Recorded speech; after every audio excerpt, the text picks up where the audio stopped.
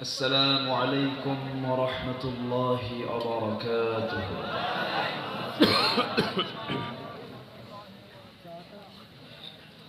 إن الحمد لله الأكرم الذي خلق الإنسان وكرم وعلمه من البيان ما لم يعلم، فسبحان الذي لا يحصى امتنانه باللسان ولا بالقلم. نشهد أن لا إله إلا الله وحده لا شريك له، ونشهد أن سيدنا وحبيبنا ومولانا محمدا عبده ورسوله الذي أرسله بالحق بشيرا ونذيرا وداعيا إلى الله بإذنه وسراجا منيرا. فقد قال الله تعالى في كلامه المجيد وفرقانه الحميد: أعوذ بالله من الشيطان الرجيم. بسم الله الرحمن الرحيم. إن الله وملائكته يصلون على النبي يا أيها الذين آمنوا صلوا عليه وسلموا تسليما. اللهم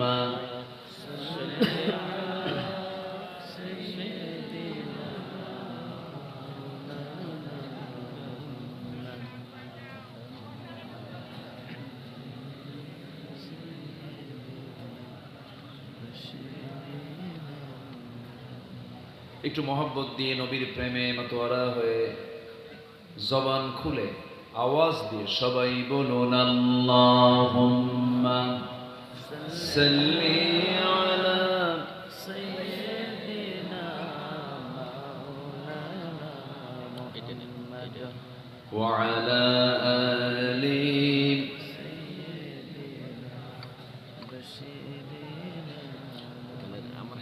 হে রাসূল, তুমি যে আমার হৃদয় বাগের বুলবুল, তোমার প্রেমের নিগূঢ় ছোঁয়ায় তাই তো হয়েছি ব্যাকুল।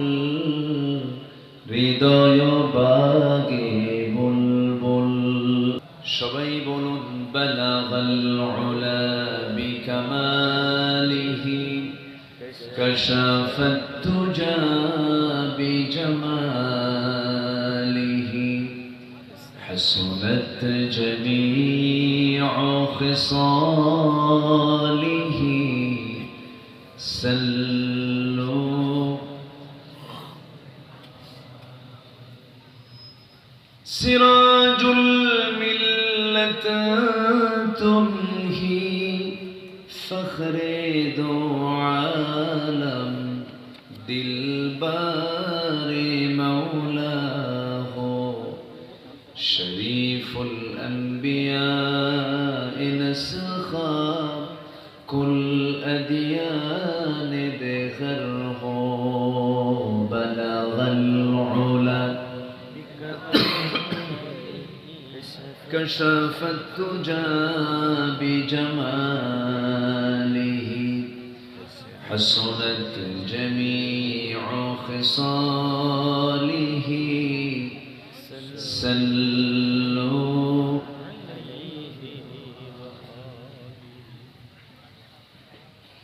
প্রাকৃতিক সৌন্দর্যের অপরূপ লীলাভূমি সুন্দরবন লাগোয়া খুলনা অঞ্চলের যশোর জেলার ঝিকরগাছা উপজেলার আলিপুর খাঁপাড়া জামে মসজিদ মাহফিল ইন্তেজামিয়া কমিটি কর্তৃক আয়োজিত উপস্থিত হাজারাত উলামায়ে কেরাম, ফুদালায়ে ইজাম, সুশীল সমাজ, জাতির শ্রেষ্ঠ সন্তান, শিক্ষক মণ্ডলী, জাতির বিবেক, সাংবাদিক বৃন্দ, সামনে উপস্থিত দূরে কাছের বিভিন্ন স্থান থেকে ছুটে আসা কালেমার ঝান্ডাবাহী, তাওহীদের পতাকাবাহী, দ্বীন ইসলামের নরসারদুল বীর মুজাহিদ, প্রাণ প্রিয় সম্মানিত দ্বীনি ভাইরা, আড়ালে বসে আছেন শ্রদ্ধেয়া সম্মানিতা মা বোনেরা। আলোচনার প্রথমেই আনুষ্ঠানিকতার মধ্য দিয়ে আমার পক্ষ থেকে আবারও দিল খোলা সালাম, আসসালামু আলাইকুম ওয়া রাহমাতুল্লাহি ওয়া বারাকাতুহু। সবাই কেমন আছেন? আমাকে উল্টো প্রশ্ন করে ফেলেছেন। আল্লাহ তাআলা আমাকে তো আপনার মতোই, আপনার কাতারেই, আপনার সাথেই রেখেছে। সাথে যদি না থাকতাম হসপিটালে থাকা লাগতো। এসেছি সুস্থ অবস্থায়, বসতে পেরেছি, আল্লাহ পাকের এটা খাস মেহেরবানি। সম্মানিত হাজিরিন, মানসিকভাবে, শারীরিকভাবে যতটুকু আছে, মানসিকভাবে পূর্বের সকল সময়ের চাইতে একটু বেশি ভালো আছে। বলি আলহামদুলিল্লাহ। মাহফিল কমিটি আর থানার কাছে বড় আসামি নেই। মাহফিল কমিটি ছিল থানার কাছে বড় বড় দাগি আসামি। কমিটি চলে যেত থানায় অনুমতির জন্য, ঘন্টার পর ঘন্টা বসে থাকতো। অথচ কোরআনের ফুল বাগান সাজিয়েছে তারা, উচিত ছিল থানাকে সেখানে সহযোগিতা করা। আজকে সেই মাহফিল অনুষ্ঠিত হচ্ছে, থানায় যাওয়া লাগে না, বরঞ্চ থানার লোকই কিনে এসে বসে থাকে।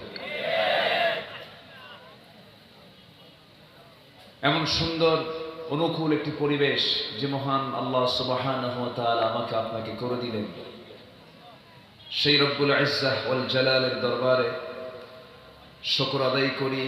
মুহাব্বাতান জোরালো কণ্ঠে বলে উঠছি আলহামদুলিল্লাহ।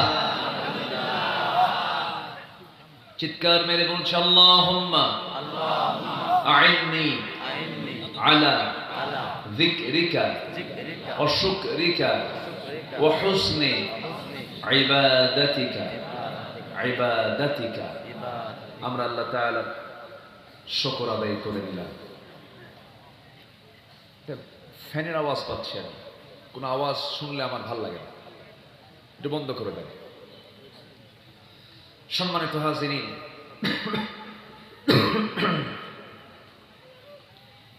মহান রব্বুল আলামিনের অশেষ শুকর যে আল্লাহ তাআলা আমাকে আপনাকে সৃষ্টির সেরা সুন্দর অবয়বে আল্লাহ তাআলা আমাকে আপনাকে মানুষ করে দুনিয়াতে পাঠিয়েছে। বলি আলহামদুলিল্লাহ।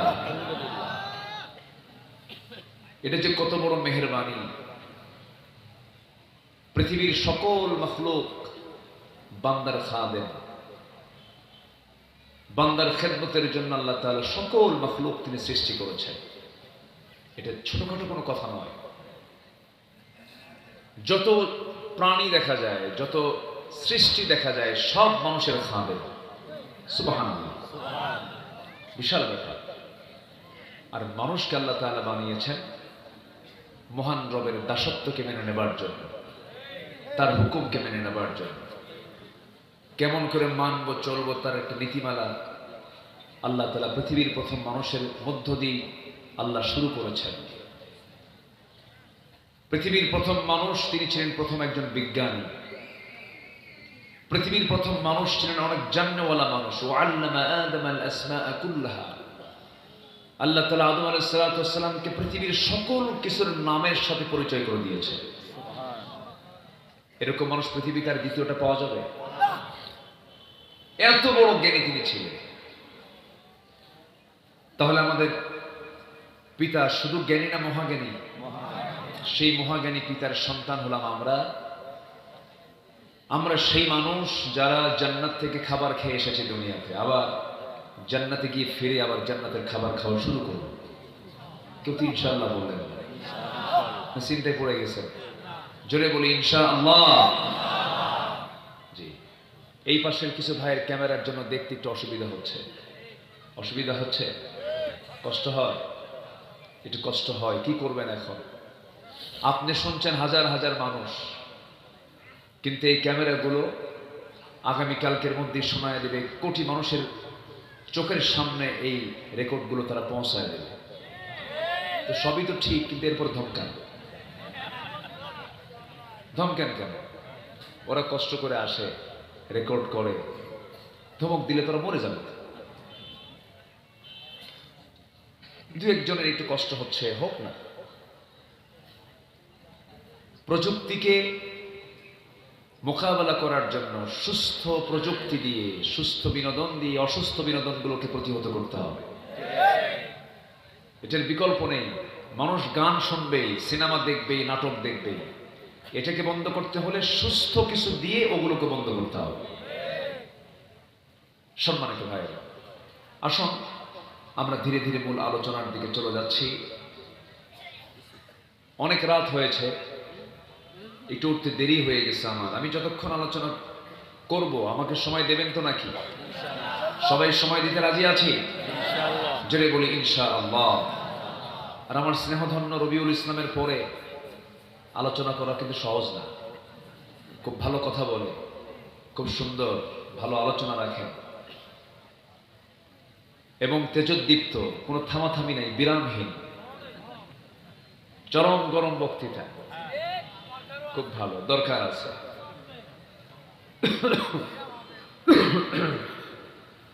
খুব ভালো, আলহামদুলিল্লাহ। চেহারাও সুন্দর, বডিও ভালো। আমার গায়ে তো হাড় হাড্ডি ছাড়া কিছু নাই।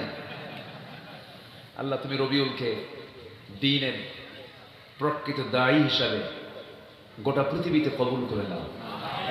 সেই জাতীয় যোগ্যতা তুমি আল্লাহ তাকে দিয়ে দাও। জোরে বলি আমিন। আমি প্রথমে এসেই আমার হাবিব ভাইকে দেখে ভাবতেছি, কি ব্যাপার, আবু সাইদ সাহেব কি জীবিত হয়ে আসলেন? আমি বারবার এটা ভাবতেছি, চিন্তা করতেছিলাম। পরে উনি আমাকে বলে ফেললেন, আল্লাহ তুমি এই দ্বীনের বড় একজন দাঈ, একজন ওস্তাজুল আসাতিজা মুহাদ্দিস আবু সাইদ রাহিমাহুল্লাহর কবরটাকে তুমি আল্লাহ জান্নাতের টুকরা বানায় দাও। জোরে বলি আল্লাহুম্মা আমিন। আজকে উনি বেঁচে থাকলে এখানে চলে আসতেন। আমি দেখেছি তাকে। খুব পরিশ্রমী মানুষ ছিলেন, জনদরদী মানুষ ছিলেন। এত ছুটতেন, এত দৌড়াতেন। আল্লাহ তুমি তার সকল কার্যক্রমকে দ্বীনের জন্য কবুল করে নাও।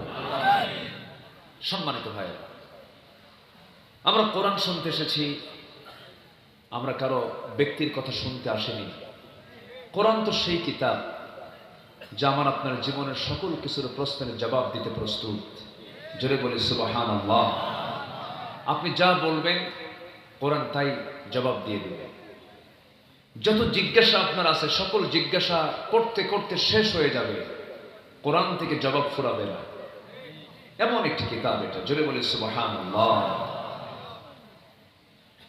ধরুন যদি আপনি প্রশ্ন করেন, কোরআন বলো তো, এই বিশাল আকাশ, এই বিশাল জমিন, এই বিশাল সৃষ্টিরাজি, এর পিছনে একজন সৃষ্টিকারী আছেন। বলো তো কোরআন, তুমি বলে দাও তো সেই সৃষ্টিকারী, সেই মহান সৃষ্টিকর্তা, সেই মহান রাজাধিরাজ, তিনি কে? কোরআন কি জবাব দিতে পারে না? কোরআন কি জবাব দিতে পারে না?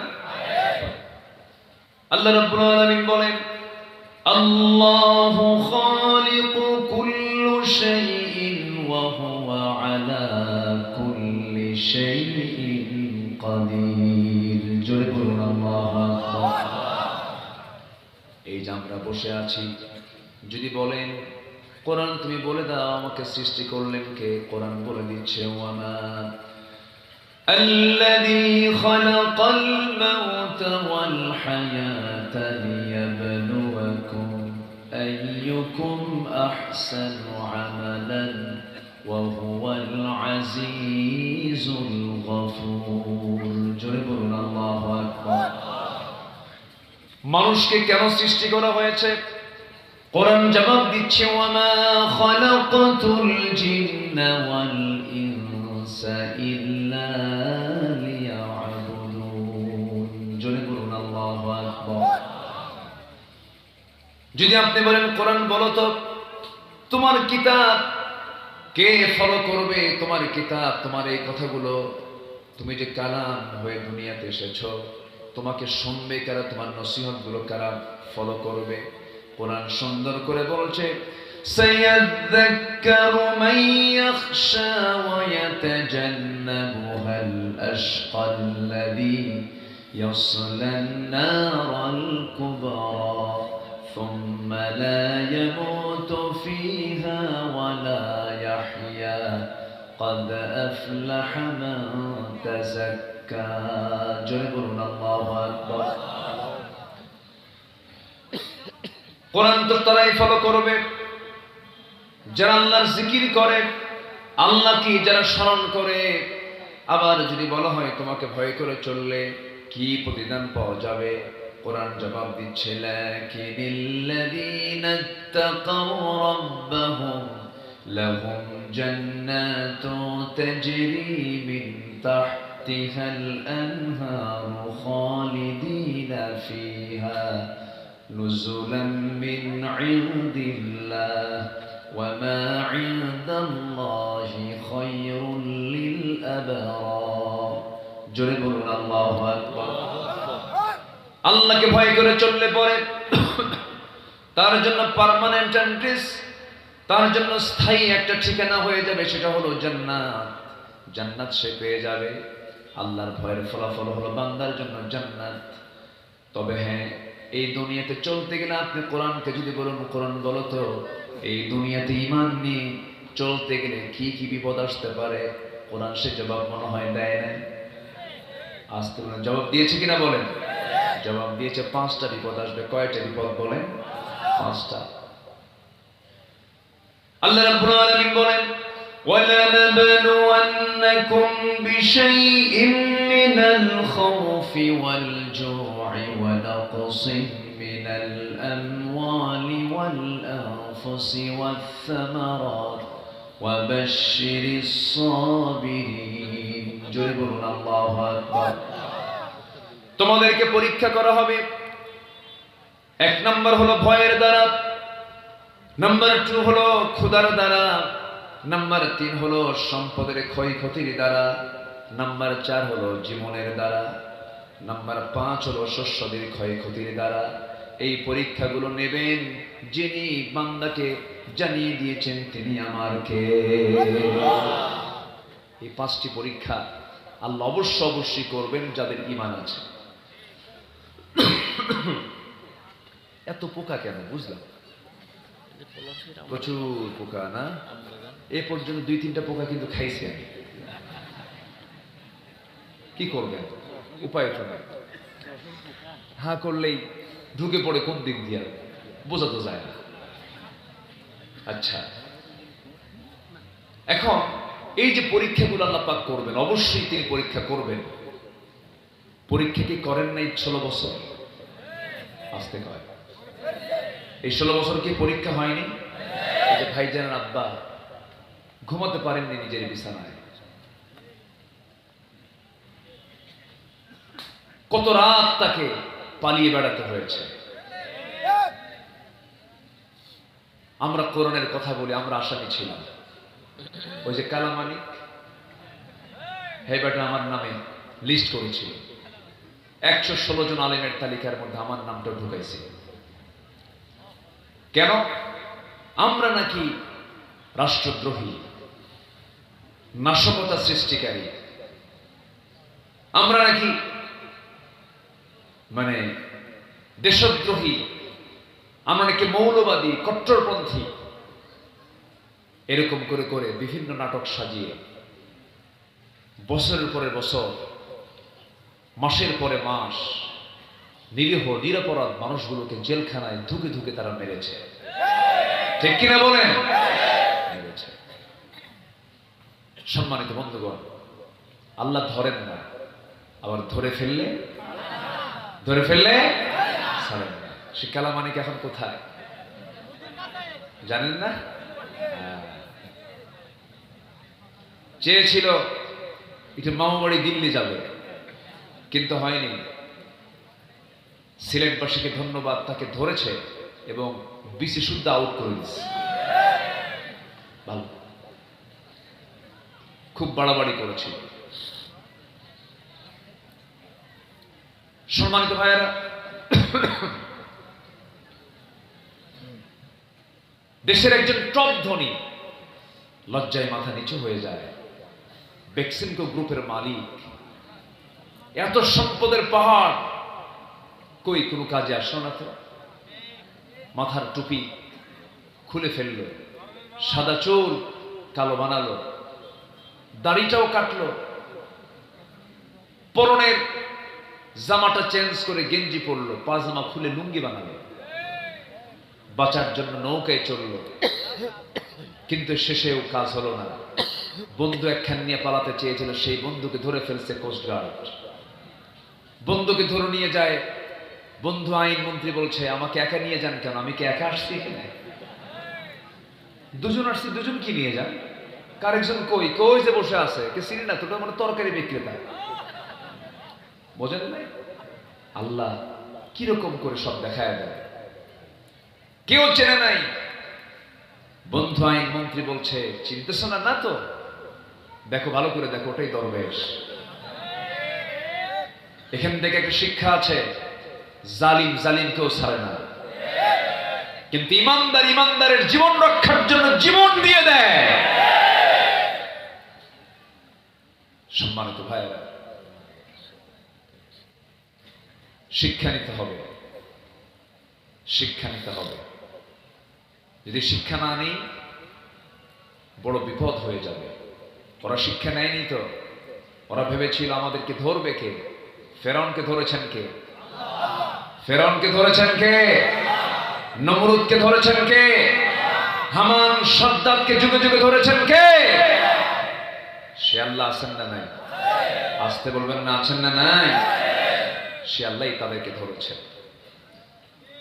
তো ঈমান আনা মানেই হলো পরীক্ষার সম্মুখীন হওয়া, পরীক্ষা দিতে হবে। পরীক্ষায় পাশ করেছেন অনেকেই। একজন ভালো পরীক্ষার্থী ছিলেন আল্লামা সাইদ রাহিমাহুল্লাহ। তিনি তার পরীক্ষায় 5 নাম্বার তুলে ইতিমধ্যে দুনিয়া থেকে তিনি বিদায় নিয়েছেন। আল্লাহ তুমি তার কবরটাকে জান্নাতের টুকরা বানায় দাও। জোরে বলি আল্লাহুম্মা আমিন। বহুত আলেম ছিল আমার দেশে, তার চাইতে কিতাব বেশি জানতো, আরবি কিতাব লিখতো। কত বড় বড় আলেম আমার দেশে আছে না নাই বলেন তো? এখনো আছে না নাই? দীর্ঘ 16 বছর বিগত সরকারের আমলে তাদের গায়ে একটা আঁচড়ও পড়ে নাই, একটা মামলাও লাগে নাই। সরকারি খরচে তারা হজ করেছেন, সকল ফ্যাসিলিটি গ্রহণ করেছেন। অতএব এটা মাথায় রাখতে হবে, এটা মাথায় চিন্তা আনতে হবে। বিগত 16 বছর যারা বিগত জালিম সরকারের সকল সুযোগ সুবিধা গ্রহণ করেছে, অবশ্যই তাদের বিষয়টা নিয়ে অবশ্যই রহস্যময় রহস্যময় রহস্যময় মাথায় রাখতে হবে। কথাগুলো প্রযুক্তির মধ্য দিয়ে গোটা দুনিয়া সাপ্লাই হয়ে যাচ্ছে। মুনাফিককে চেনার দরকার আছে না নাই? আসতে বলবেন না, আছে না নাই? মুনাফিককে চিনতে হবে। মুনাফিক না চিনলে আপনি মোকাবেলা করতে পারবেন না, মারাত্মক ভয়ঙ্কর। আমার বন্ধুগণ, একটু কান লাগাই বেশি রাত যেহেতু হয়েছে, খুব বেশি লম্বা সময় যে কথা বলবো তাও নয়। আমার বন্ধুগণ, এই দুনিয়াতে এসেছি, দুনিয়াতে যখন জন্ম নিয়েছি সেই সময় আমাদের ফিতরাত ছিল ইসলাম। প্রত্যেক শিশু ইসলামের উপরই, দ্বীনের উপরে সে জন্ম নিয়ে থাকে। সেই ইসলাম আমরা পেয়েছি। মুসলিম পরিবারের জন্ম নেওয়ার বদৌলতে আমরা মোটামুটি আল্লাহকে চিনতে পেরেছি, রাসূলকে চিনতে পেরেছি, মোটামুটি একটা ধারণা চলে আসছে। একটা কথা বলবো ভাইরে, সবার কাছে করজোরে মিনতি জানাই, সব বিক্রি করা যাবে কিন্তু ঈমান কিন্তু বিক্রি করা যাবে না। ঈমান বেচে দেওয়া যাবে না। ঈমানকে ধরে রাখতে হবে, ঈমানকে পাহারা দিতে হবে। ঈমানের জন্য, ঈমানকে ধ্বংস করার জন্য নানামুখী ষড়যন্ত্র শয়তান করতে থাকবে। শয়তান তো এত ভয়ঙ্কর, শয়তান তো এত মারাত্মক। শয়তান বলতেছে সুম্মা লাআতিয়ান্নাহুম মিন বাইনি আইদিহিম ওয়া মিন খালফিহিম ওয়া আন আইমানিহিম ওয়া আন শামাইলিহিম ওয়ালা তাজিদু আকসারুহুম শাকিরিন। তোমার বান্দাদেরকে শয়তান করে, আল্লাহকে বলছে তোমার বান্দাদেরকে আমি ডান থেকে বাম থেকে সামনে থেকে পিছন থেকে পাকড়াও করে ফেলবো, পথভ্রষ্ট করে ফেলবো। আল্লাহ বলছেন পারবি না রে শয়তান। আমার বান্দাগুলো আমার কাছে আশ্রয় নিয়ে বলবে আউযু বিল্লাহি মিনাশ শাইতানির রাজিম। আশ্রয় চাই কার কাছে? আশ্রয় চাই কার কাছে? আল্লাহর কাছে। আমার বন্ধুগণ, আমার তো মূলত বন্ধু বলতে কেউ নাই। আমরা দুনিয়ার জিন্দেগিতে যাকে দেখি বন্ধু, যাকে দেখি বাবা, যাকে দেখি মা, যাকে দেখি ভাই, যাকে দেখি বোন, যাকে দেখি প্রতিবেশী, যাকে দেখি সন্তান সন্ততি, স্ত্রী, পরিবার, পরিজন, যা কিছু দেখতেছি মূলত আমার কেউ আপন নয়। আমার আপন যদি তালাশ করতে হয়, একমাত্র আপন আমার তিনি কে? আসতে বলবেন না, তিনি কে? আল্লাহ তাআলা। বন্ধু আমার কেউ না। এই জন্য সবার আগে আমার সে আসল বন্ধুকে খুঁজে বের করতে হবে, তার সন্তুষ্ট হাসিলের জন্য চেষ্টা করতে হবে। এটা আমাদের ফার্স্ট টার্গেট হওয়া উচিত।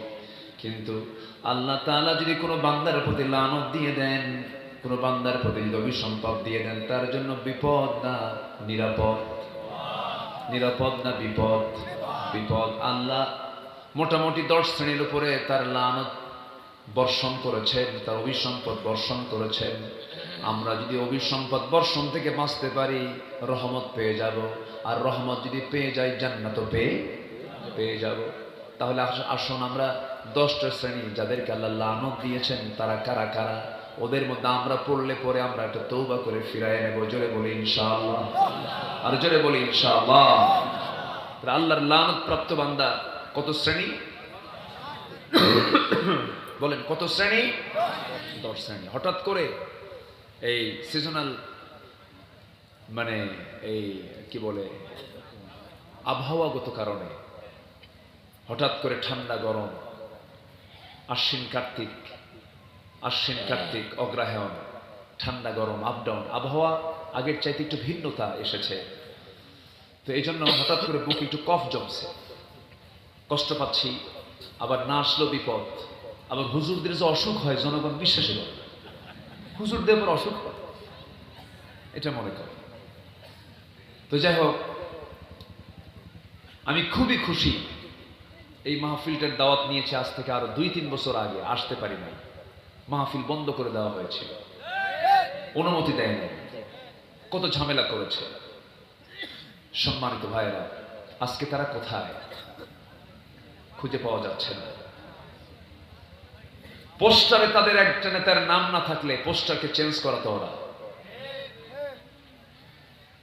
দলীয় গ্রুপিং এর প্রভাব পড়তো মাহফিল, তাফসীর মাহফিল গুলোতে। সম্মানিত ভাইরা, কত যে জুলুম করেছে, কত যে অত্যাচার করেছে আমাদের উপরে। মঞ্চ উঠবো তার আগ দিয়ে এক ওয়াজ শোনায়, বলে হুজুর মাহফিল আসছেন, শুনছি আপনি নাকি কোন দল করেন। এটাকে বলতো, বলে খুঁজেন, আপনি ওয়াজ করবেন আজকে আকাশের আর কবরের। দুনিয়াটা আমরা দেখে নেব, দুনিয়া দেখবে ওরা। আমাদের ডিপার্টমেন্ট হলো কবরস্থান আর হলো চতুর্থ আসমান, মাঝখানে ওরা। এত বড় নাটক তারা করেছে দীর্ঘ 16 বছর। সম্মানিত ভাইয়েরা, সম্মানিত বন্ধুগণ, জেগে ওঠার সময় হয়েছে এখন। প্রত্যেকটা গ্রামে গ্রামে তালাশ করতে হবে কারা বেনামাজি। প্রত্যেকটা গ্রামে গ্রামের মসজিদগুলোতে কমিটির মধ্যে খুঁজে বের করতে হবে কারা বেনামাজি, লম্পট চরিত্রহীন, গার ধাক্কা দিয়ে কমিটি থেকে বের করে দিতে হবে। ৬৪,০০০ গ্রামকে আমরা নতুন করে সাজাবো। জোরে বলি ইনশাআল্লাহ, জোরে বলি ইনশাআল্লাহ। ওরা যা করেছিল, সম্মানিত বন্ধুগণ, বাঁচার জন্য কত ভয়ঙ্কর সিদ্ধান্ত তারা নিয়েছিল। এই দেশের সেনা কর্মকর্তার ইতিহাসে সবচেয়ে বেশি নম্বর পাওয়া একজন সেনা কর্মকর্তা, যিনি বর্তমান সেনাবাহিনী প্রধানেরও তিনি শিক্ষক, ব্রিগেডিয়ার জেনারেল আব্দুল্লাহিল আমান আজমি। আমি নিজে তার সঙ্গে দেখা করেছি। উনি আয়না ঘরে ছিলেন। ওনাকে বললাম, ভাইজান একটু আপনার স্টেটমেন্ট আমি একটু শুনতে চাই, জানতে চাই। শুধু বললেন, আমাকে পানি পান করতে দেয়নি, আমি ড্রেনের পানি পান করেছি। আমাকে খেতে দেয়নি, আমি ৩-৪ দিনের পচা খাবার তৃপ্তি ভরে খেয়েছি। আমাকে হাঁটতে দেয়নি, আমার কোমরকে তারা অকেজো করে দিয়েছে। আমাকে ঘুমোতে দেয়নি, ঠান্ডার মধ্যে কাতরাচ্ছিলাম। দীর্ঘ ৮টা বছর আল্লাহর দেওয়া নিয়ামত সূর্যের চেহারা আমাকে দেখতে দেয়নি।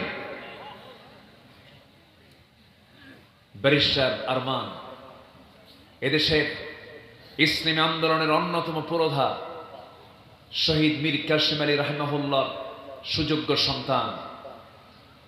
উনি বলেন, ভাইজান আমার আব্বা মারা গেছেন ৮ বছর আগে, তাকে ফাঁসিতে ঝুলিয়ে মারা হয়েছে। আমি জানি না, আমি যেদিন নায়না ঘর থেকে বের হয়েছে সেদিন জানতে পেরেছি আমার আব্বার ইন্তেকাল হয়েছে। এ তো জানা কথা। অজানায় কত পরিবারের সদস্যবৃন্দ গুম হয়েছে, টুকরো টুকরো করা হয়েছে।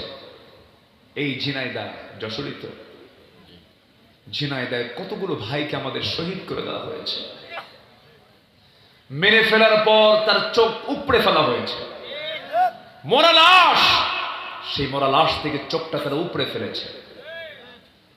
সম্মানিত ভাইয়েরা, কত মা চোখের পানিতে বালিশ ভিজিয়েছে, কত কয়েদি সে জানেই না আমার মামলা কি। জেলখানায় থেকে থেকে দুকে দুকে তাদের জীবন, তাদের ক্যারিয়ার সব ধ্বংস হয়ে গেছে, বউ ছেড়ে দিয়ে চলে গেছে। সম্মানিত ভাইয়েরা, আমার কি অপরাধ ছিল? 2018 সালে নির্বাচনের আগ দিয়ে আমাকে ধরে নিয়ে চলে গেল। আমি নিজেও জানি না কি কারণ। জেলখানায় ঢুকবো, আমি জেলখানার মূল ফটক দিয়ে ঢুকতেছি, হঠাৎ করে সামনের দিকে এক বুড়া চাচা, 85 থেকে 90 বছর বয়স, আমাকে দেখে লম্বা একখান সালাম দিল আর বললো, হুজুর আপনি জেলখানায় আসছেন, খুব খুশি হয়েছি। বললাম যে আপনি খুশি হলেন কেন?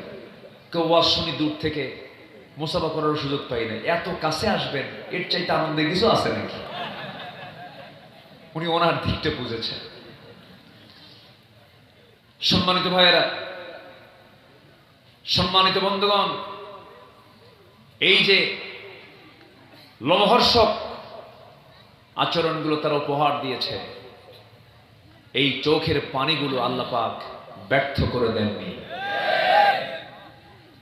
সবাই দেখেছেন প্রযুক্তির কল্যাণে 2023 সালের 14 আগস্ট, 13 আগস্ট বিকালবেলা এদেশের ইতিহাসের কিংবদন্তি দ্বীনের দায়ী, সফল সংস্কারক আল্লামা শহীদ দেলোয়ার হোসেন সাঈদী কারাগার থেকে তাকে বের করে এনে পরিকল্পিতভাবে যখন হসপিটালে ঢোকানো হচ্ছিল, সেই সময় তিনি ফুট চেয়ারে বসে একটা জাতির উদ্দেশ্যে মুচকি হাসি দিয়েছিলেন।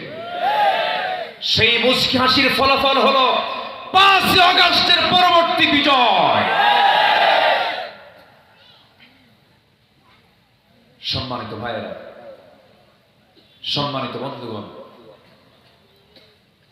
তবে আসল বিজয় এখনো হয়নি। আসল বিজয় হবে কোরআন যদি আমরা জায়গা মতো পৌঁছায় দিতে পারি। কোরআন কি জায়গা মতো গেছে এখনো? কোরআন আছে শুধু হাফেজের মাথায়, মসজিদের বারান্দায়, নামাজে আছে। কোরআনটা আজকে হাফেজের মাথায় আছে, নামাজের তেলাওয়াতে আছে, হাফেজের তেলাওয়াতে আছে। কিন্তু নামাজকে শুধু, কোরআন শুধু নামাজের মধ্যে থাকলে চলবে না, শুধু কাগজের পাতায় থাকলে চলবে না।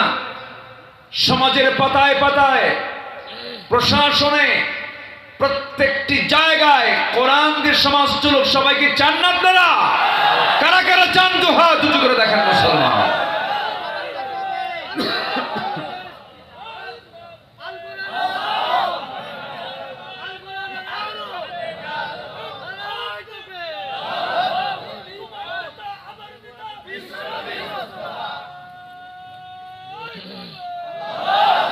আল্লাহ কবুল করুন। জোরে বলি আমিন, আরো জোরে আমিন।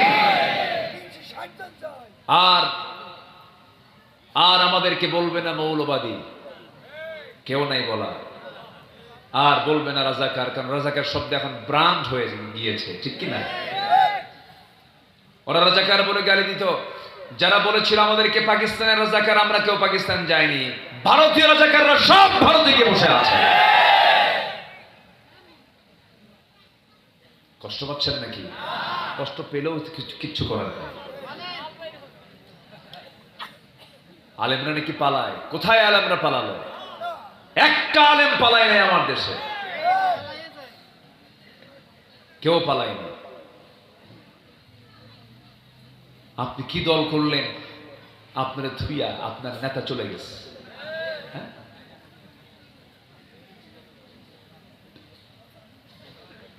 কয়েকদিন আগেও বলতেছে হাসিনা পালায় না।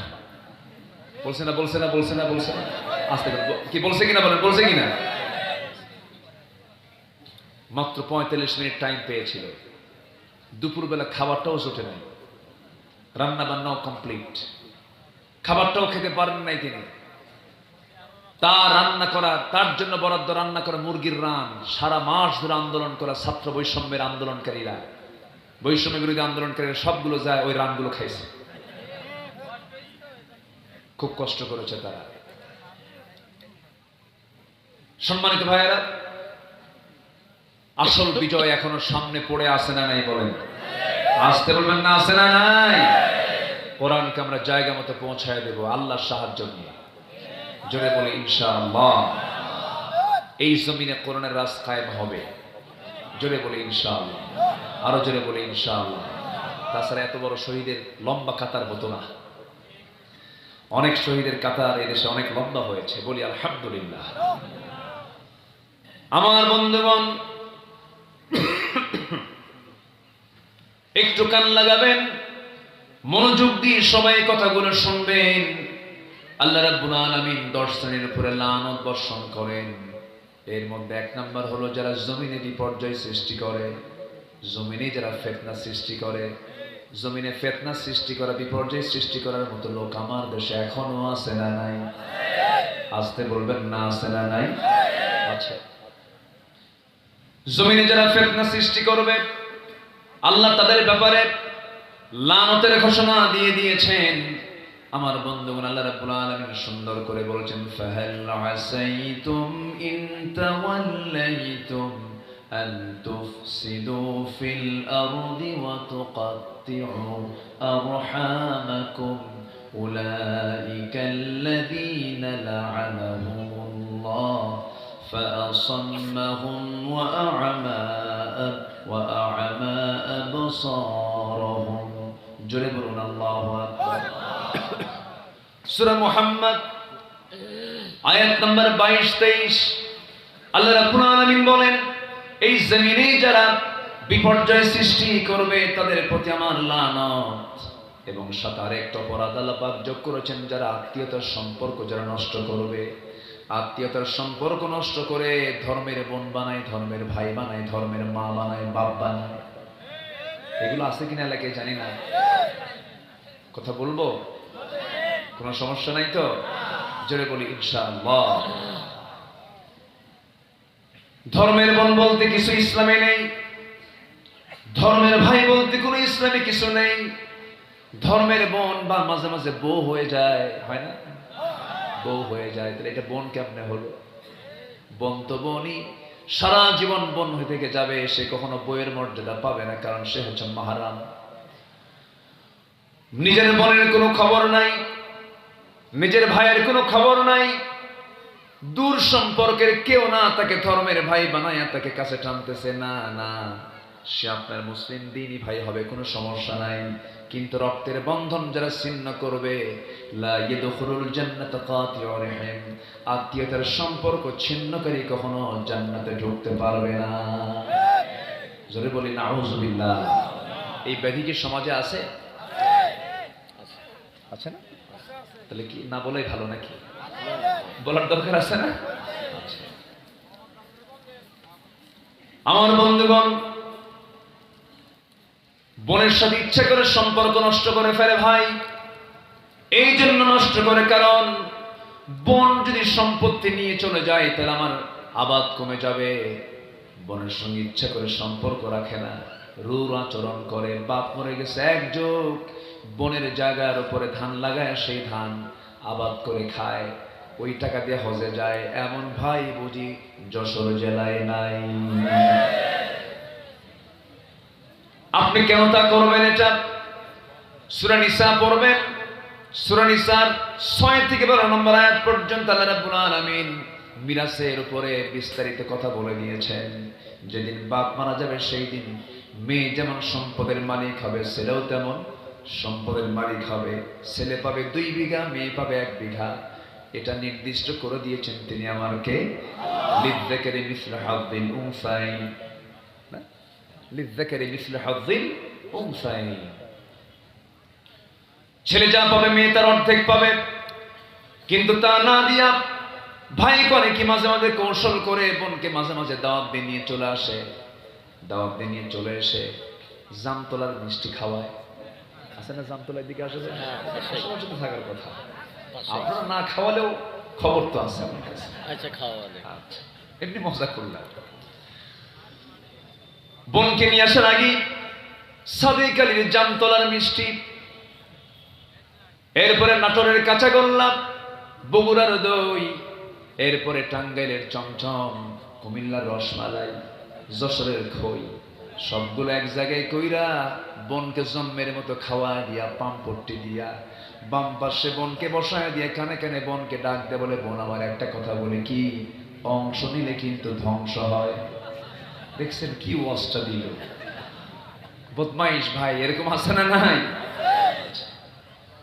অংশ নেওয়া যাবে না, ধ্বংস হয়ে যাবে।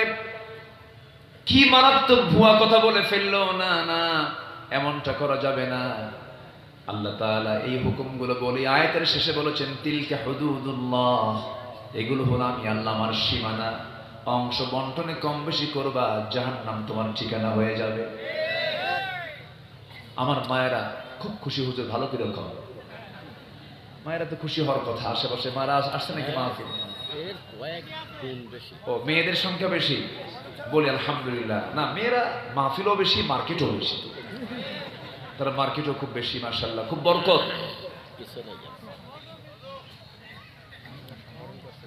জি আলহামদুলিল্লাহ। জি, এত সুন্দর মানুষ আপনারা, কোনো মানুষের নড়াচড়া নেই, বলি আলহামদুলিল্লাহ। আমি এলাকায় বেশি আসি দিনের বেলা, এলাকায় দিনের বেলা মাহফিলগুলো বেশি হয়। হ্যাঁ, উজ্জ্বলপুরে আসছিলাম, আমরা কোথায় কোথায় যেন আসছিলাম, কিন্তু আজকে মোটামুটি মাহফিলের একটা ফ্লেভার আমি এসেছি, বলি আলহামদুলিল্লাহ।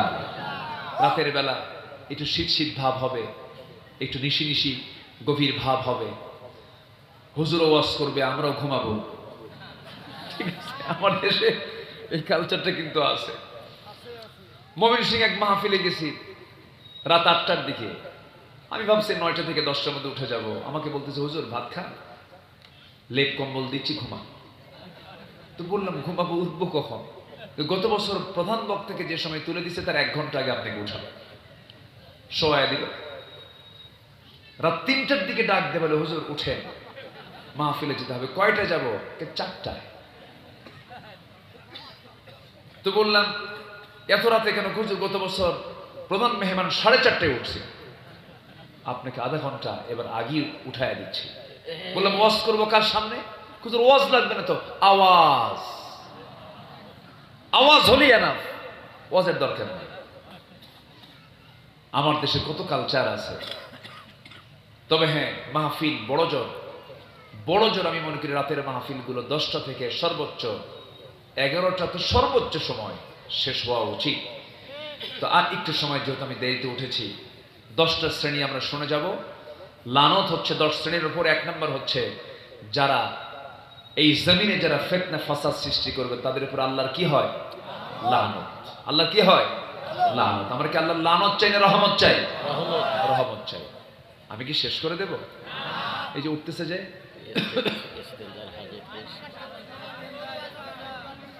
হ্যাঁ, ও চাপচুপ, জি বুঝতে পারছি।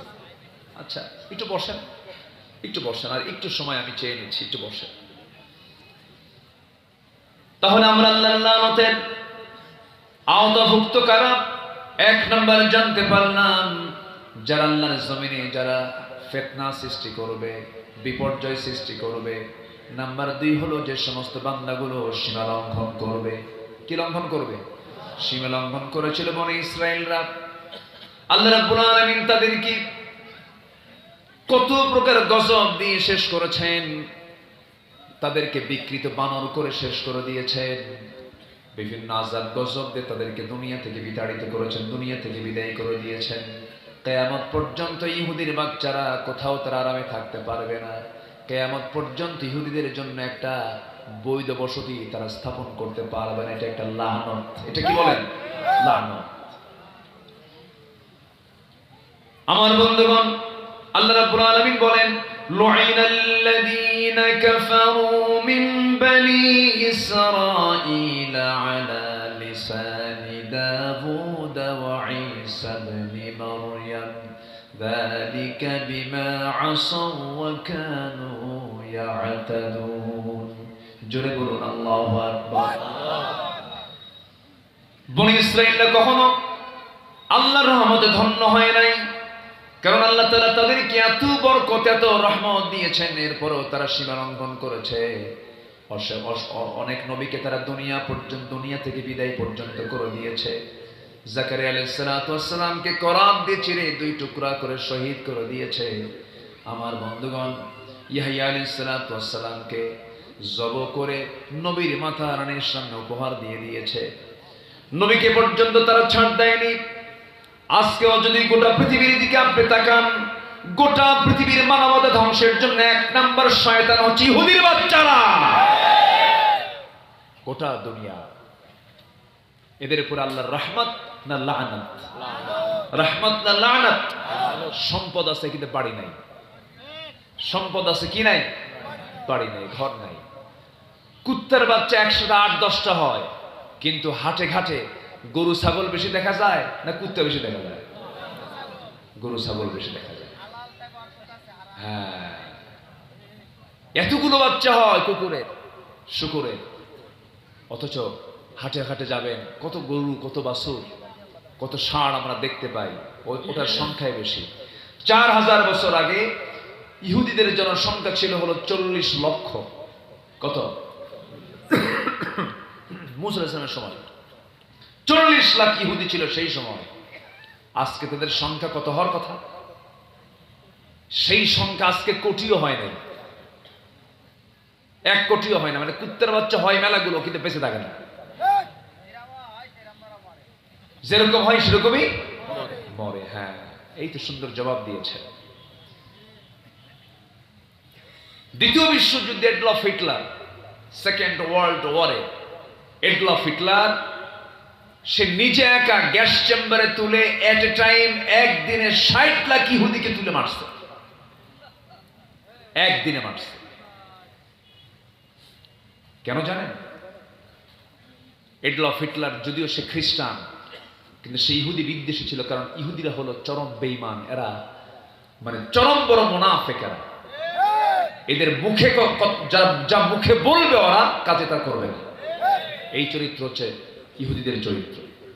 এদের উপর আল্লাহর রহমত না লানাত? রহমত না লানাত? তাদের চরিত্র কি আমাদের গ্রহণ করা যাবে? তাদের চরিত্র কি আমাদের গ্রহণ করা যাবে? যাবে। আমার বন্ধুগণ, দুইটা বললাম। নাম্বার 3 হলো ওই সমস্ত বান্দার উপর আল্লাহর লানত যারা আল্লাহর আয়াতকে যারা গোপন করে, আল্লাহর কালামকে যারা গোপন করে আড়াল করে। আল্লাহ রাব্বুল আলামিন সুন্দর করে বলছেন, ইন্নাল্লাযীনা ইয়াকতুমুনা মা আনজালনা মিনাল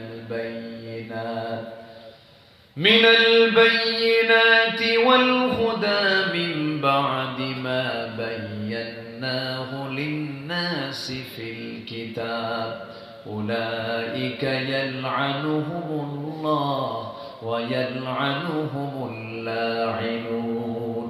জোরে বলুন আল্লাহু আকবার। আমি যে আয়াতগুলো বলতেছি মনে হয় কষ্ট পাচ্ছেন নাকি? এই 16 বছর তো আয়াত ছাড়া বহু বক্তা ওয়াজও করছে, কোনো আয়াত লাগে নাই। এরকম বক্তাও কিন্তু এই 16 বছর তৈরি হয়েছে কিছু। ডিজে গান গাইছে, ডিজে গান। ভারত কি বলে, নারায়ণগঞ্জের শামীম ওসমান যদি কোনো আলোচকের যদি ভক্ত হয়, তাহলে ওই আলোচক কেমন হতে পারে বুঝতেছেন তো? নারায়ণগঞ্জের শামীম ওসমান এসে বলতেছে, হুজুর আমি আপনার জিকিরের খুব ভক্ত, ওয়াজেন না। আপনি যখন জিকির করেন তখন আমি হেরে যাই, আমি নাচতে থাকি, আমি অস্থির হয়ে যাই। তো আপনি আমার নারায়ণগঞ্জে এসেছেন, আমি আপনাকে সাধুবাদ জানাচ্ছি, আপনাকে ওয়েলকাম জানাচ্ছি।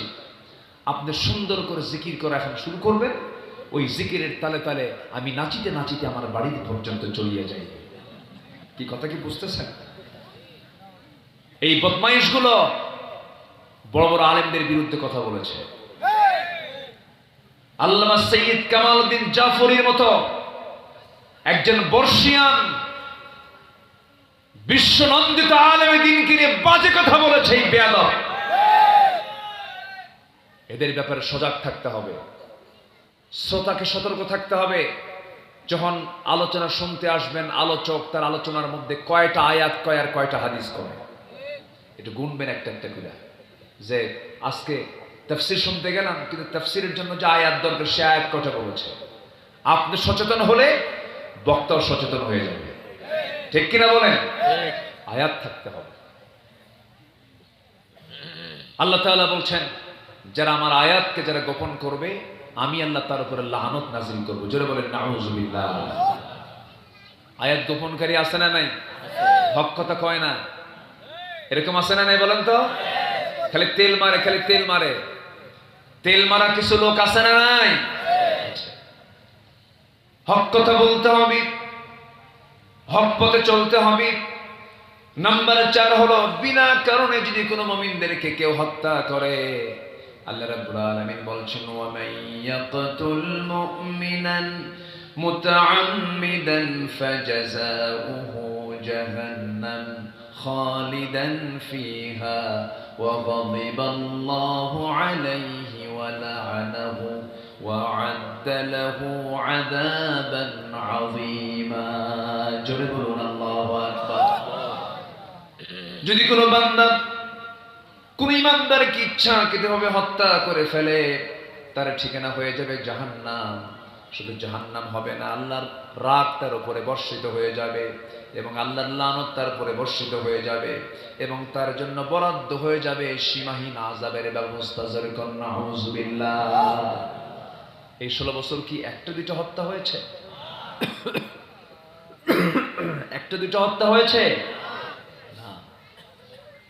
আল্লামা সাইদিকে 13 অগাস্টে কাশিমপুর জেলখানা থেকে ধরে জোর করে একটা সুস্থ মানুষ বলা হলো আপনাকে হসপিটাল নিতে হবে। কেন? আপনি অসুস্থ, তা আমি অসুস্থ আমি তো নিজেই জানি না। কি কথা কি বুঝতেছেন আপনারা? আমি যে অসুস্থ আপনাকে বললো কে? কেনা উপর থেকে নির্দেশ এসেছে আপনি অসুস্থ, আপনাকে চিকিৎসা সেবা দিতে হবে। আমি তো নিজেই জানি না আমি অসুস্থ। কাশিমপুর কারাগার থেকে তাকে শাহবাগে নিয়ে যাওয়া হলো। মাসুদ ভাই এবং শামীম ভাই, তারা দুজন সন্তান স্টিল সেই সময় ঢাকাতে, তারা ঢাকাতে ছিলেন। ওনাকে শাহবাগে নিয়ে যাওয়ার পর থেকে নিয়ে টোটাল টাইমটা তারা ভিক্ষুকের মতো দরজা দরজা ঘুরেছেন আর বলেছেন আমার আব্বার সঙ্গে সাক্ষাতের সুযোগ দেওয়া হোক। সাক্ষাৎ করতে দেওয়া হয়নি। মেডিকেল টিম গঠন করে পরিকল্পিতভাবে সাজানো নাটক তৈরি করে পয়জনিং করে বিষ প্রয়োগ করে তাকে হত্যা করা হয়েছে। আমরা তাফসীর মাহফিলের এই প্ল্যাটফর্ম থেকে জানান দিতে চাই, এই বিশ্বের এই কিংবদন্তিকে পরিকল্পিতভাবে যারা হত্যার নাটক করেছে ওই মেডিকেল টিম সহ টোটাল টিমকে অবিলম্বে গ্রেফতার করে চূড়ান্তমূলক শাস্তি নিশ্চিত করা হয়। রাজি আছেন কারা কারা? হাত উঁচু করে দেখা।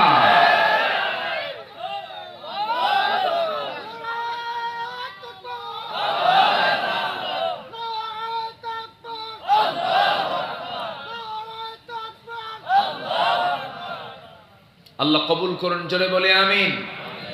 আরো জোরে আল্লাহুম্মা আমিন। নাম্বার 5, যারা মুনাফিক এবং যারা কাফের তাদের উপরও আল্লাহর লানত। মুনাফিক তো যশোর জেলায় নাই, আসতে বলে আছে না? নাই, আছে। কিছু মুনাফিক সব জায়গায় খুঁজে পাওয়া যায়। মুনাফিকদের উপর আল্লাহর লানত। কাফেরের দ্বারা ইসলামের যত না ক্ষতি হয়, মুনাফিকের দ্বারা তার চাইতে বেশি হয়ে যায় ক্ষতি। এই জন্য মুনাফিকের ব্যাপারে আল্লাহ রাব্বুল আলামিন রাসূলকে স্পষ্ট জানান দিয়েছেন, ইয়া আইয়ুহান নাবিয়্যু জাহিদিল কুফফার ওয়াল মুনাফিকিনা ওয়াগলুয আলাইহিম ওয়া মাআওয়াহুম জাহান্নাম। হে নবী, আপনি কাফিরদের বিরুদ্ধে মুনাফিকদের বিরুদ্ধে জিহাদের ঘোষণা করুন এবং বিশেষ করে আপনি মুনাফিকদের ব্যাপারে কঠোরতা অবলম্বন করবেন।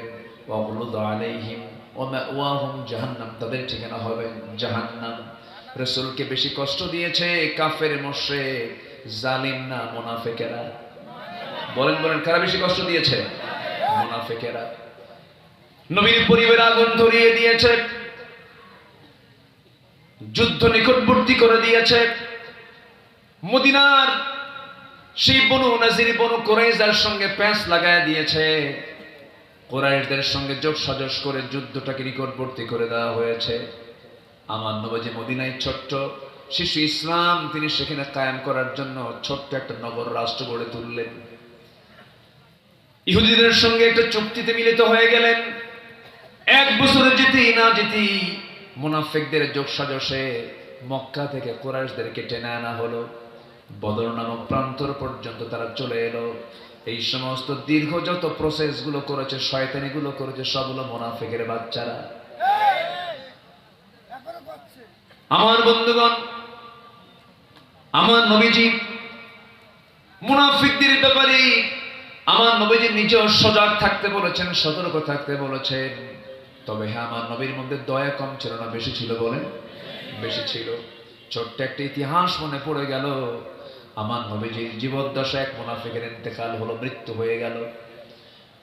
সেই মুনাফিকের যখন মরণ হয়ে গেল, সব সাহাবী খুশি, আমার নবীজিও খুশি। কিন্তু ওই মুনাফিকের ঘরে একজন আল্লাহর ভালো বান্দার জন্ম হয়েছিল। নবীজির একজন একনিষ্ঠ সাহাবী ছিলেন, তার নাম হচ্ছে আব্দুল্লাহ। এই আব্দুল্লাহ এসে বলছেন, ইয়া রাসূলুল্লাহ, আমার বাবা একজন মুনাফিক, আমি জানি। আমার বাবা খারাপ মানুষ, আমি জানি। কিন্তু হুজুর, আমার তো বাপ হয়, আমি আপনার তো সাহাবী। আমার বাপ দুনিয়া থেকে বিদায় নিয়েছেন, আমি আপনার কাছে একটা জিনিস চাইতে আসছি, আপনি আমার বাবার জন্য যদি আপনার গায়ের পরনের একটা জুব্বা দিতেন, আপনার ব্যবহৃত জুব্বা দিয়ে আমার বাবার কাফনের কাপড়টা বানায় দিতাম বরকত মনে করে। সন্তান তো চাইতেই পারে, বাবার প্রতি টান চলে এসেছে, রাসূল কিচ্ছু বললেন না, আপোষে তিনি একটা জুব্বা দিয়ে দিলেন। জুব্বা নিয়ে তাকে গোসল করায় পড়ায় দেওয়া হলো, জানাজার আয়োজন হবে। নবীর কাছে এসে বলে, হুজুর আমি তো আপনার সাহাবী, আমি জানি আমার বাপ খারাপ মানুষ, যদি আপনি আমার দিকে অন্তত তাকায়া আমার বাবার জানাজার নামাজটা আপনি পড়াতেন আমি খুব খুশি হতাম। রাসূল বলছেন, আমার সাহাবী তুমি বললে কে মানা করতে পারে নাকি, যাও আমি জানাজায় চলে যাব। জানাজায় চলে গেলেন।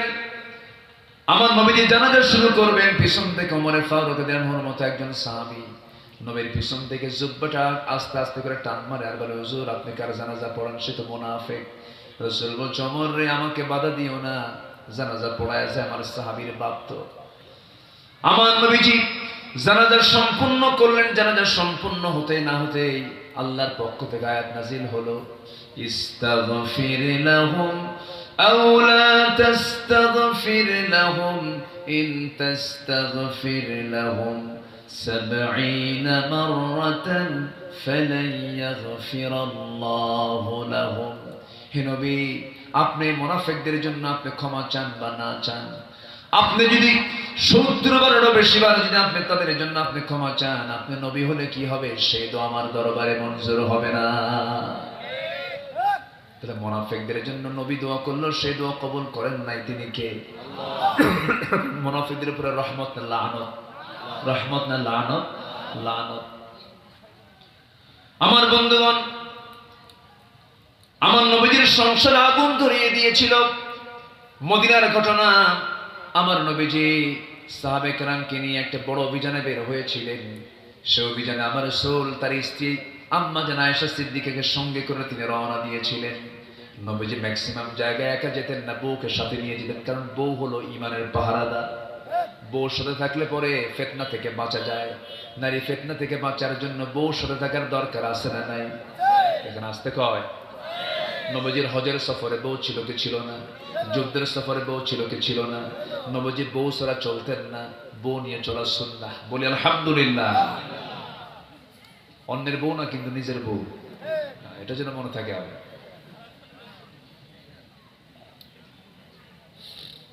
আপনি আপনার বউকে নিয়ে আপনার রাস্তায় চলতেছেন,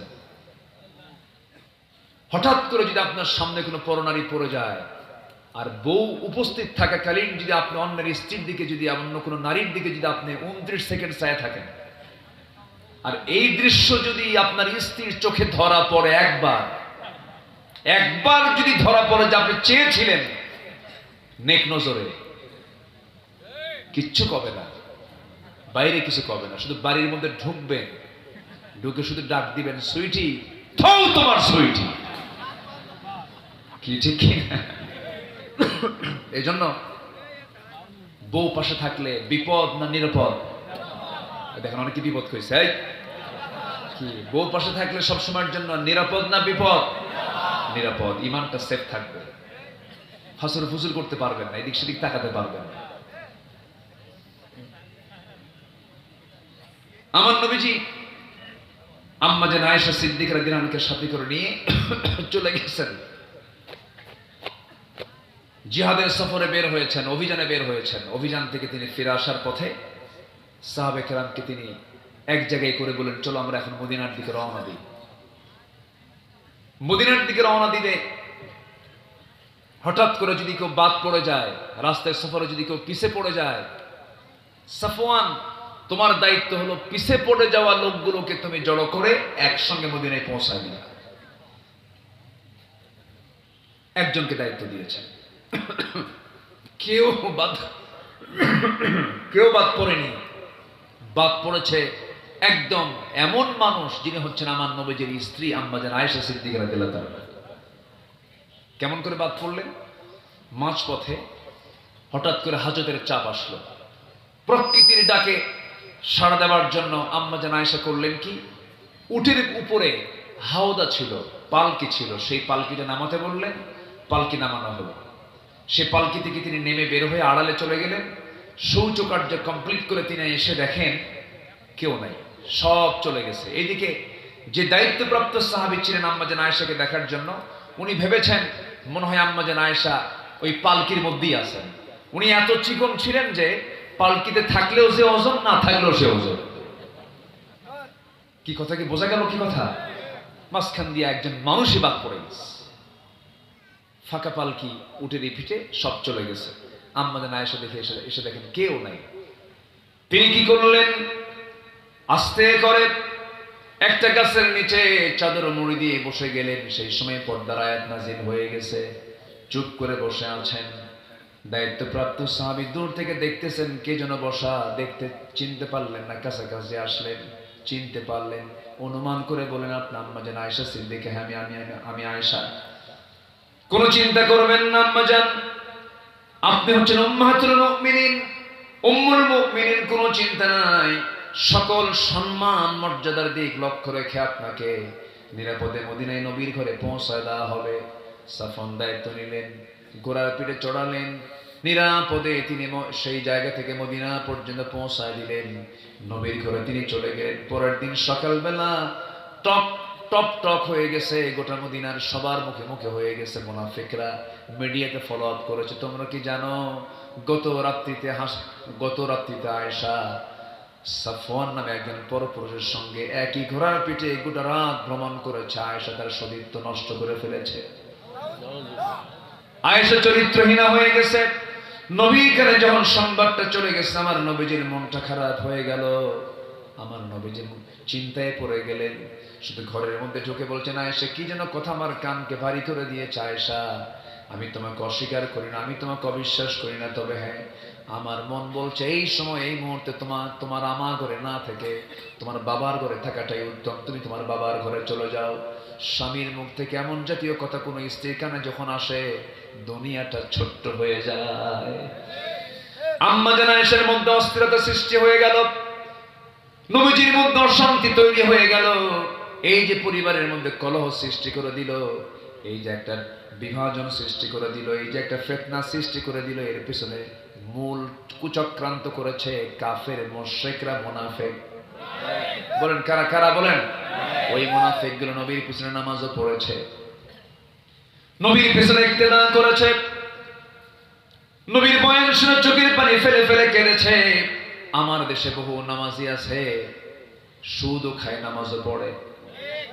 আসতে বলবেন না, আছে না নাই? আছে কিনা? আছে কিনা? আছে। মদের দোকান আছে, আবার হজে যায়। মদের দোকান আছে, হজে যায়। যশোরই তো আছে মদের দোকান, আছে না নাই? আচ্ছা, হোটেল চলবে তাছাড়া কেমনে? মদ ছাড়া কি হোটেল চলে? তাই এরা আবার সমাজে যখন ছড়িয়ে বেড়ায়, মুখে দাঁড়িয়ে আছে, সাদা জুব্বা, চেহারাগুলো কি একদম লাল টকটকা, মনে হয় আকাশ থেকে কেবল জিবরাইল নাজিল হয়েছে। আছে না নাই? আচ্ছা, এগুলো হলো মুনাফিক। আমার নবীজি করলেন কি? বলছেন, আয়েশা যাও, বাবার বাড়ি চলে যাও। তিনি যাওয়ার আগ দিয়ে বললেন, ইয়া রাসূলুল্লাহ, আপনি আমার স্বামী, আপনি বিশ্ব নবী, আপনি আমাকে অর্ডার দিয়েছেন, আমি কি মানা করতে পারি নাকি? তবে আমি আমার বাবার বাড়ি চলে গেলাম, আমি আপনাকে একটা কথা জানান দিয়ে যাই।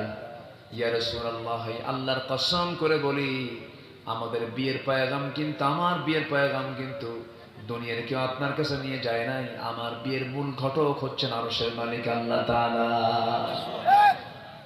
আমি সে আল্লাহর কাছে আশ্রয় চাই, আল্লাহর কাছ থেকে ফয়সালা চাই। কথা বলেই তিনি বাবার বাড়ি চলে গেলেন। বাবা কথা বলে না, মাও কথা বলে না, সেজদায় পড়ে পড়ে কাঁদেন। এমনি চিকন মানুষ, আরো চিকন হয়ে কাঠখড়ি হয়ে গেলেন, চোখের পানি ফেলে ফেলে কাঁদেন। আমার নবীজি সেজদায় পড়েন, আমার নবীজি ঘুমাতে যান, হাতটা গায়ে দেন, আয়েশা নাই।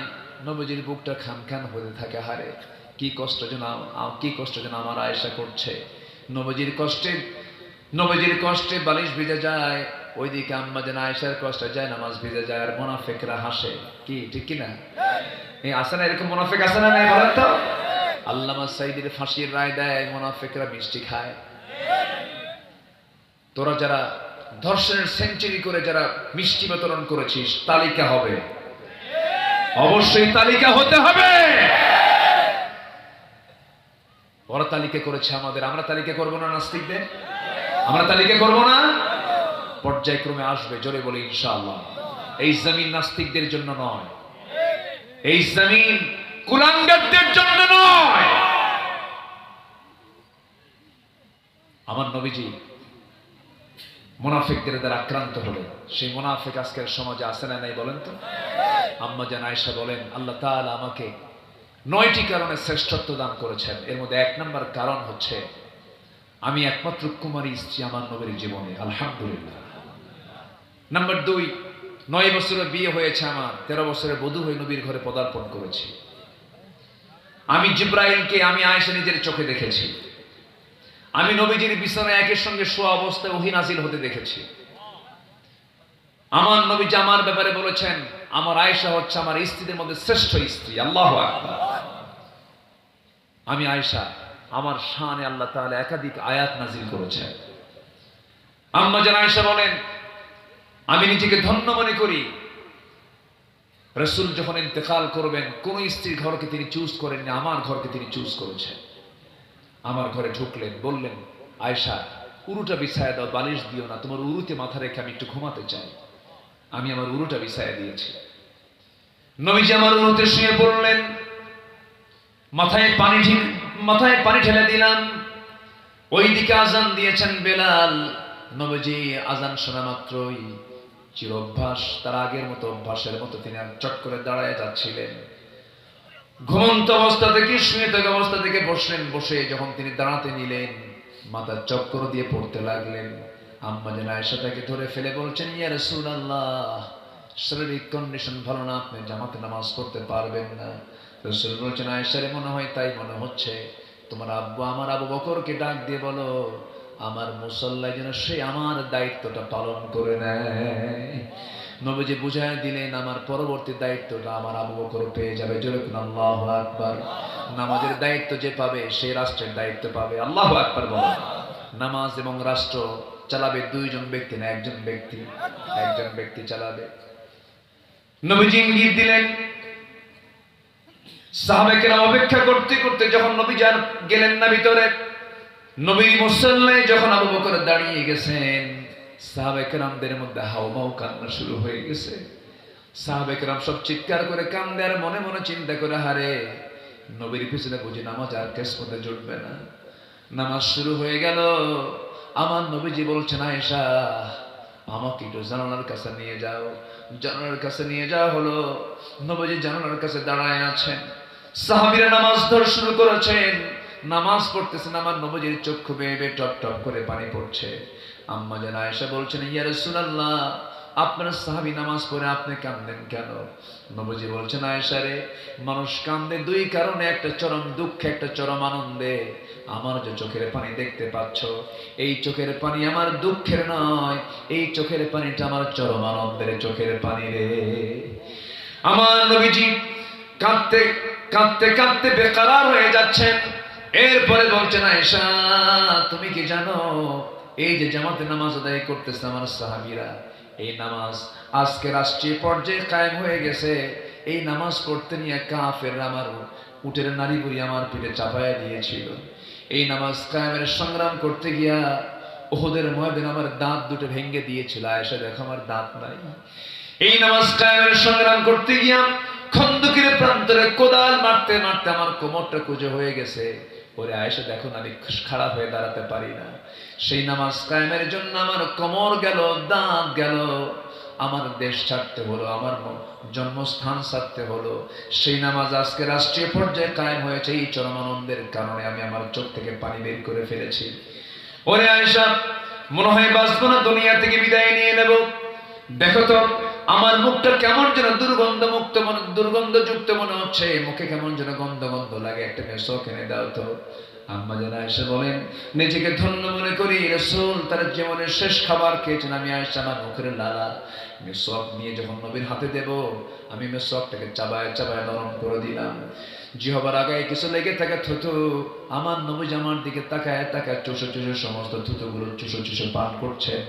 আর বলছেন, আয়েশা রে, আমি তোমার তেমন কোনো হক আদায় করতে পারলাম না, তোমার থুতুগুলো আমি চুষে চুষে পান করলাম। সুবহানাল্লাহ।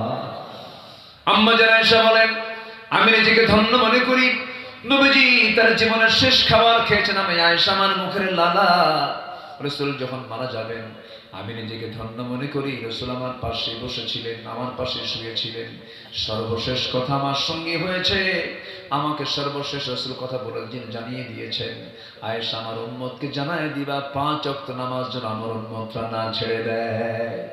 জোরে বলি সুবহানাল্লাহ, আরো জোরে বলি সুবহানাল্লাহ। আমার নবীজি দুনিয়া থেকে বিদায় নেবেন, আম্মা জান আয়েশা বলেন রাসূল যখন দুনিয়া থেকে বিদায় নিয়ে নেবেন আমাকে সর্বশেষ কথা জানায় যে রাসূল দুনিয়া থেকে বিদায় নিলেন। আমি আর সামনে এসে নবীজির চক্ষুটা আমি বন্ধ করে দিলাম। আমি নিজেকে ধন্য মনে করি, নবীজি তার জীবনের শেষ আশ্রয়স্থল, নবীজি তার জীবনের শেষ জায়গা কবরটাও আমার ঘরকে তিনি চুজ করে নিয়েছেন। জোরে বলি সুবহানাল্লাহ। আমার ঘরে নবীর দাফন হয়েছে, আমি আমার ঘরেই থাকি, রাসূল আমার পাশে তিনি কবরে শুয়ে থাকেন। আমার মন চাচ্ছিল আমার মৃত্যুর পর আমি নবীর সঙ্গে থাকব, কিন্তু ইসলামের বড় একজন খলিফা ওমর ফারুক রাদিয়াল্লাহু আনহু একদিন আমার কাছে চলে আসে, আমার কাছে লোক পাঠায় দিয়ে জানায় দিলেন তার নাকি বড় শখ, তিনি নাকি নবীর সঙ্গে ঘুমাবেন।